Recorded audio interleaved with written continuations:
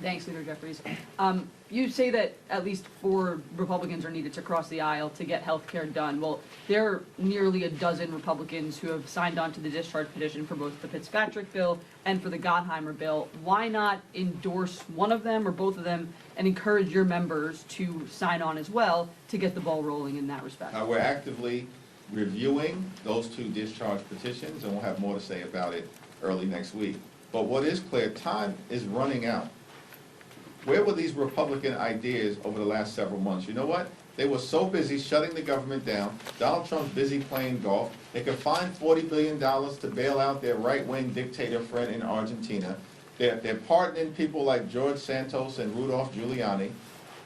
And they're running around trying to promote their one big ugly bill, which enacted the largest cut to Medicaid in American history. That's what got the ball rolling on the Republican health care crisis.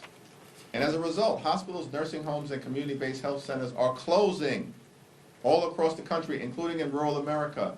They ripped food assistance out of the mouths of hungry children, veterans, and seniors, and they did all of that with great urgency so they could reward their billionaire donors with massive tax breaks. And they made those tax breaks permanent.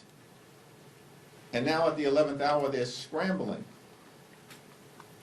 It still remains the case that the most direct path forward is a straightforward extension of the Affordable Care Act tax credits.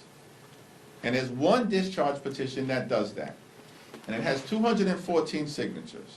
And all we need are 4 Republicans to join us. Just to follow up on that, though, I understand that your ideal path is a clean extension, but Republicans have made clear that they will not go for a clean extension. So would you be willing to settle for something that's not a clean extension in the name of saving these subsidies? We're going to evaluate every single good faith proposal, but it has to meaningfully provide certainty to the American people who are at risk of having their health care ripped away from them. These Republicans made those massive tax breaks for their billionaire donors permanent.